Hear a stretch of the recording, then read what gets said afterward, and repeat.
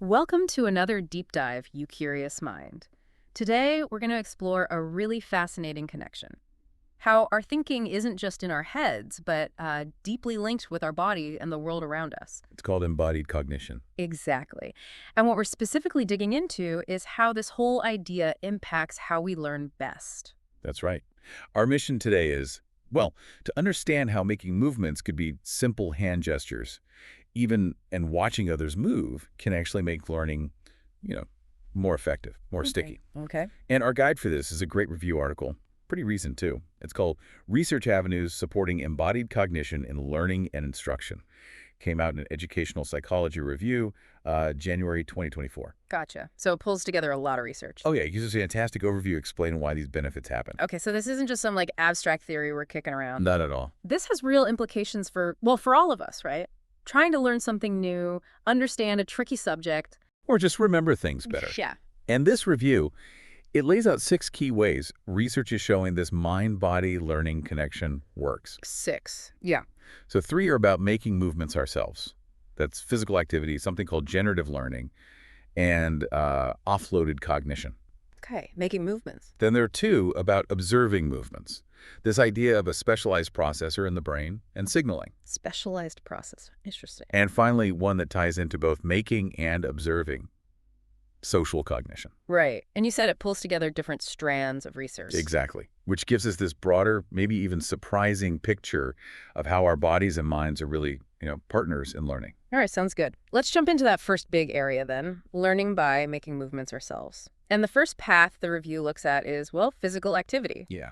Now, most of us kind of know moving around is good for us, makes us feel better, maybe, but how does that actually connect to, like, learning stuff?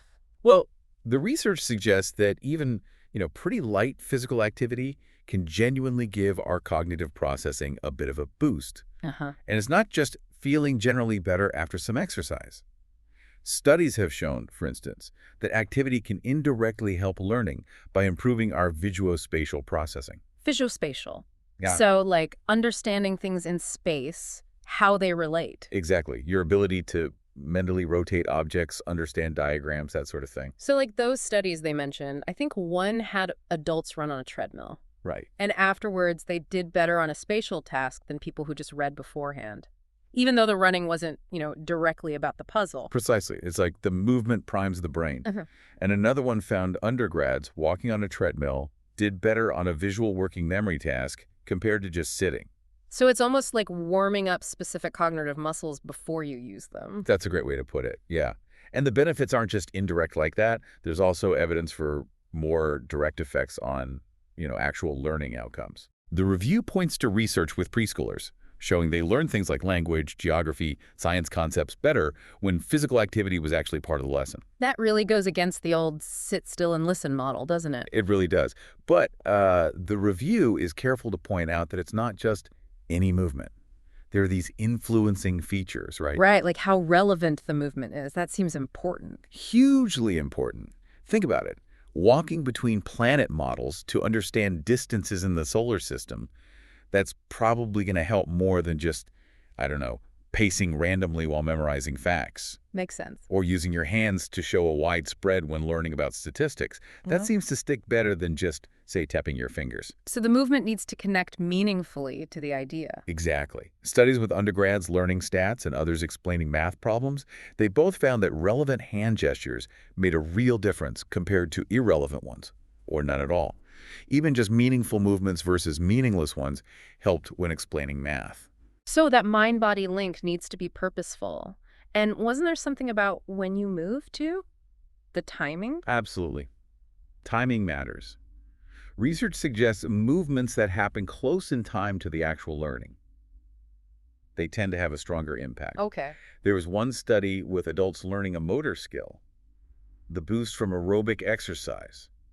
It wasn't as big if there was a long gap between the exercise and the practice. Ah, okay. So do it close together. Seems that way. Yeah. And another one showed faster reaction times right after cycling compared to resting, but that advantage faded pretty quickly, like within minutes. Okay, so the takeaway here is relevant movements, close in time to the learning. That's how you maximize these brain-body benefits. That seems to be the key, Yeah. creating that connection in both action and time. Right. Now, the next avenue under making movements is generative learning. Generative learning. Okay, what's the basic idea there? Well, generative learning is all about actively making sense of things yourself, connecting new information to what you already know, kind of building your own understanding. Instead of just passively receiving it. Exactly.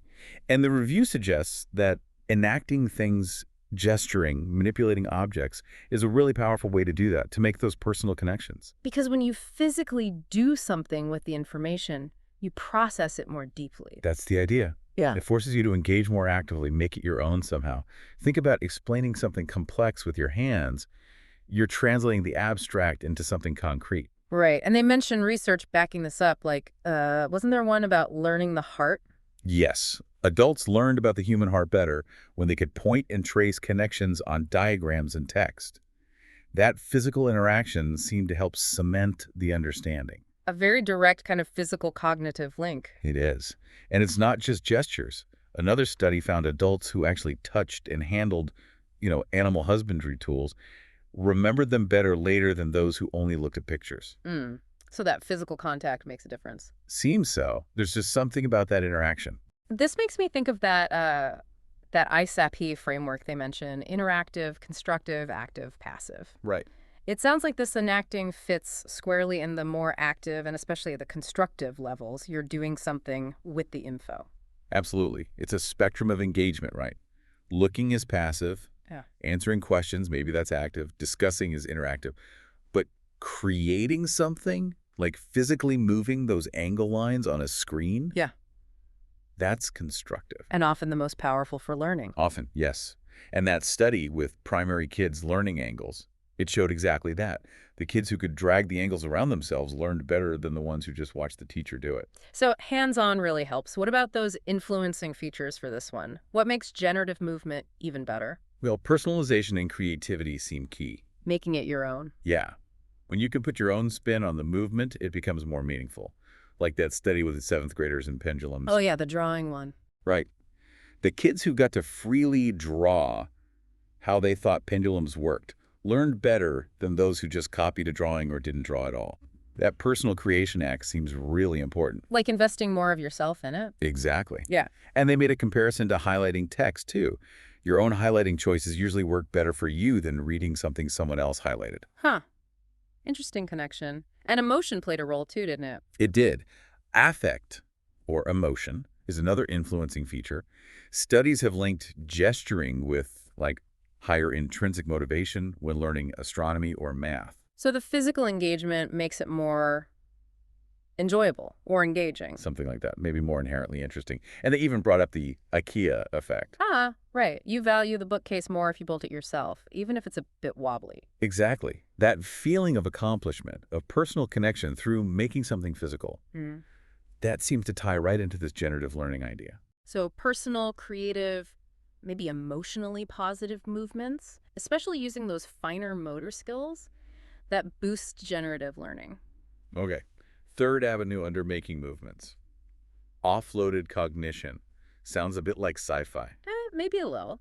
But the idea is simpler. It's basically using your body or things in your environment as like an external hard drive for your working memory. Okay. Extending your thinking processes outside your head to help manage information, especially when you're actively working on a problem. Like counting on your fingers. That feels like a classic example. Perfect example. Or using pebbles for arithmetic, like ancient accountants might have done. You're offloading part of the mental calculation onto the physical objects, or your hands. Got it. So how is this different from the generative learning we just talked about? The main difference is the focus. Offloaded cognition is primarily about easing the load on your working memory right now, helping you manage complexity. Generative learning is more about building those deeper, personal, maybe emotional connections for long-term understanding. Okay, one's about managing the immediate mental juggling. The other's about building deeper meaning. You could put it that way. Yeah, so what's the evidence that gestures and manipulation actually help offload cognitive load? Well, one study found that students who had lower working memory capacity actually benefited more from using pointing gestures when they were explaining math equations. More than students with higher capacity. Exactly. The idea is if your internal mental workspace is a bit limited, these external actions, the gestures, provide extra support, a kind of temporary scaffold. Like a mental crutch. Precisely. And another study, this one used the Tower of Hanoi puzzle, moving the discs. No. They found people who gestured while solving it made fewer eye movements, which suggests they were shifting some of the mental work from purely visual tracking onto their gestures. Wow. So the body's taking some of the strain. It seems like it. And this effect was stronger for people with lower visual working memory capacity. Okay. And what about using actual objects like those number tokens you mentioned? Right. There was a study where students did mental arithmetic, but they also had to keep repeating a word aloud that ties up your verbal working memory, makes the math harder. Okay, like cognitive interference. Exactly. And the students who could physically move number tokens around did better on the arithmetic than those who couldn't. The physical manipulation helped them keep track, even when their internal verbal loop was busy. So moving the tokens let them bypass some of the mental steps. What's the main influencing feature here? When is this offloading most helpful? It really seems to come down to the load on working memory. How tough the task is, or the person's own capacity. Both, yeah. The more complex the task, or the lower the learner's inherent working memory capacity, the bigger the potential benefit from offloading using gestures or objects. Makes sense. If it's easy, you don't need the help. Right. When things get tough, that's when these strategies really shine. Studies back this up. People gesture more on harder Tower of Hanoi problems, and those with lower working memory get a bigger speed boost from gesturing. And research also suggests kids with math learning difficulties tend to use finger counting more. As a necessary support. Seems like it. And in another complex computer task, people use the offloading manipulation strategy more when the task got harder. And again, those with lower working memory capacity showed the biggest performance jump when they used it. So our bodies are pretty smart, huh? Automatically finding ways to compensate when our brains are overloaded. It certainly looks that way. It's quite an adaptive mechanism. Okay, that covers learning by making movements. Let's switch now. What about learning by just observing other people's movements? The first idea here is this specialized processor. What's that? Okay, so this builds on the classic model of working memory, the one with the visual-spatial sketchpad for sights and the phonological loop for sounds. Yeah, Baddeley's model, right? That's the one. Yeah. Well, the specialized processor idea suggests there might actually be a third component, one specifically tuned to process information about human movement. A separate channel just for watching people move? That's the hypothesis. So instead of your brain just treating a gesture like any other visual input, it might engage this dedicated system because it's a biological human action. Interesting. And the benefit would be? Well, if you have this extra processor, observing gestures or manipulations could recruit additional working memory resources that could free up your visual or auditory channels to focus on other parts of the learning material. Less overload overall. So it spreads the cognitive load across more systems. Potentially, yes. And the theory also suggests this could lead to richer mental representations, especially if the information from the movement channel gets integrated well with the other channels. Okay, so you see the gesture, you hear the explanation, and maybe this movement processor helps link them together. Right, creating a more complete picture, especially if the movement provides complementary, not just redundant information. Gotcha. Is there evidence for this? Does watching movement help? There's some suggestive evidence. One study found that memory for actions was better when people either made or observed gestures related to those actions compared to just reading about them. Okay, so observing helped too. Yes. And another study, this one in organic chemistry, reported better student performance when the instructor physically manipulated 3D models during the lecture. But they weren't sure if it was the manipulation itself or just having the models. Exactly. That study couldn't quite tease those apart definitively, but it points in the direction that seeing the instructor's actions might be beneficial. Okay. So, potentially helpful, possibly due to the specialized processor. What are the influencing features here? When is observing movement most useful? Well, similar to offloaded cognition, the demands on working memory seem really important. Task difficulty again? Or learner capacity? Both. The thinking is, this specialized processor gives you the biggest boost when your other working memory systems, the visual and auditory ones, are already working hard. So if the material is easy to grasp just by looking or listening, watching movements might not add much. That seems to be the case. One study found instructor pointing gestures in video lectures only really helped when the visuals themselves were complex or demanding, simpler videos. No real benefit from the pointing. Okay. And another study with animations of fish Only the learners who had weaker visuospatial skills benefited from seeing gestures that matched the fish movements. The high spatial learners didn't need the extra help. So the extra processing channel helps most when the main channels are stressed or weaker. Mhm. Makes sense. And redundancy was the other factor. Yes, that's crucial too. If the gesture you're watching just mimics exactly what's being said or shown elsewhere, it's less likely to help. Might even be distracting. Right. The real benefit seems to come when the observed movement adds new or complementary information, like in Yeah. that route learning study. Oh, yeah. Gestures were more effective when they clarified how to turn, adding detail, rather than just repeating the words turn right with a simple right pointing gesture. That's redundant. Got it. So the movement needs to contribute something fresh to the mix for this specialized processor to really add value. Okay. Next avenue for observing, signaling. That's a common term in learning design. It is, and in multimedia learning, the signaling principle basically means using cues to guide the learner's attention, pointing out what's important. Like using arrows or bold text or highlighting. Exactly. It helps learners focus their cognitive resources on the key stuff and not get bogged down in irrelevant details. Saves mental effort.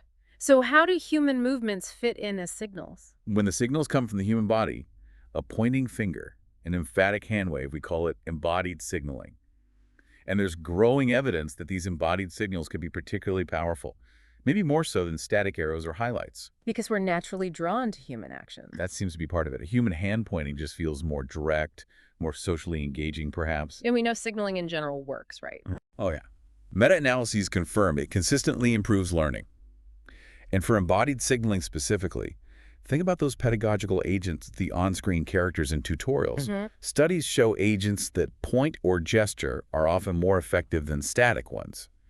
One found an agent pointing to parts of a synapse during an explanation led to better learning. Okay. Similar findings for agents teaching math to kids. And even just seeing the hands drawing a physics diagram seems better than the diagram just appearing fully formed. The motion guides the eye. So the movements act like dynamic highlighters, showing us where to look. What's the key influencing feature for signaling? Specificity seems to be the big one. How precisely it points. Exactly. A gesture that clearly and unambiguously directs attention to the crucial element is generally more effective than a vague or broad gesture. Like in that neuron study. Specific pointing beat general pointing, and both beat no pointing. That's the one. And another study on lightning found something similar. Specific signals had a bigger impact than non-specific ones, though both were better than nothing. But just adding random hands isn't good. Definitely not. Other research shows that just sticking unrelated or redundant hand images, static or moving, near learning material can actually hurt learning. They just become distractions if they aren't signaling something specific and relevant. So purposeful, clear, specific signaling with the body. Got it. Okay, that's observing covered. Now, the last avenue, relevant to both making and observing movements, social cognition, sounds fundamental. It really is. This perspective argues that making and understanding human movements are primary abilities, things we've evolved over millennia for survival, communication, social bonding. Like walking, talking, reading emotions. Exactly.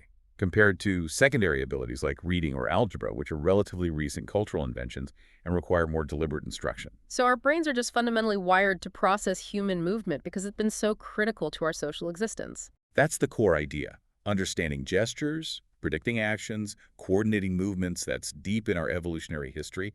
It helped us communicate before complex language, learn tool use, cooperate. And this inherent social wiring helps explain why movement aids learning. Precisely. When we use gestures or manipulate objects while learning or watch others do it, we're tapping into these ancient, well-honed social cognitive systems. It's a natural mode of processing for us. How does this social view explain the benefits we see? Well, from this perspective, gesturing while you speak doesn't just help you think. It helps you communicate more clearly to others. Reviews show learners who gesture often get their message across better, especially for spatial or math concepts. And observing gestures helps the listener understand better. Right. It provides extra social and semantic cues. And this ties into things like social agency theory. What's that? It suggests we learn better from instructional agents, teachers, avatars, that seem more human-like and socially present using gestures, gaze, natural language. We engage more socially, and that boosts learning. So we respond better to instructors who seem more human. Basically, yes. Studies show agents that gesture more are often perceived as more helpful and lead to better learning. And they also mention material engagement theory, how using physical objects together helps build shared understanding and communication. Okay, so it's about communication, social connection, shared understanding. What's the main influencing feature for social cognition? It really comes down to the communicative value of the movements. How much meaning they convey. Exactly. Movements that carry clear, relevant meaning in the context of the learning are going to be more powerful than movements that are arbitrary or just, rhythmic fidgeting. So a gesture showing the shape of something is better than just waving hands around. Right. A meaningful pointing gesture is better than a meaningless beat gesture that just marks rhythm. Studies comparing these find the meaningful communicative gestures lead to better learning, whether it's in instructional videos or learning about things like cell division. So the more the movement communicates something relevant, the more our social brains can latch onto it and use it for learning. That captures it well. Yeah. Wow. Okay, so that takes us through all 6 avenues. Physical activity, generative learning, offloaded cognition for making movements, Right. And specialized processor and signaling for observing movements. and social cognition underlying both. It's fascinating how they all interconnect. It really is. Different lenses looking at why this mind-body connection and learning is so powerful. And like you said, this isn't just theory. There are practical takeaways here for teaching and learning. Absolutely. For the making movement side, it suggests, encourage learners to gesture, to manipulate things, but crucially, make sure those movements are relevant and timed well with the learning. Uh-huh. Allowing for personal expression, creativity in those movements, that can help too. And definitely use these strategies for complex topics where offloading cognitive load is helpful. And for the observing movement side, when we're the learner watching someone else. Well, instructors showing movements can be really beneficial, tapping into that specialized processor, especially for tricky tasks, or maybe for novice learners. But again, the key is that the movements should add complementary information, not just be redundant. And they need to signal clearly. Exactly. Use specific pointing and gestures to guide attention. And just generally, fostering a learning environment where meaningful communicative movements are encouraged from both learners and instructors seems like a good idea, leveraging those social cognitive strengths. It really sounds like even small shifts, just being more aware of incorporating relevant movement, could make a noticeable difference. Did the review mention where research might go next? It did. Lots of interesting questions still, like do even static body postures matter? How do big, vigorous movements compare to fine motor ones? What's the difference between doing it yourself versus watching someone else? How exactly does working memory play into making versus observing? Hmm. And even things like cultural differences. Do gestures mean the same things or have the same impact everywhere? So yeah, it's still plenty to explore. Definitely. So for you, the listener, maybe something to think about is how could you consciously use more relevant movements in your own learning? Or maybe pay more attention to the gestures and actions when someone's teaching you something. Yeah. It feels like engaging our bodies, even in subtle ways, might unlock some surprising gains in understanding. That's a perfect thought to end on. Thanks everyone for joining us for this deep dive into embodied cognition and learning. We hope it's given you some new angles to consider for your own learning adventures.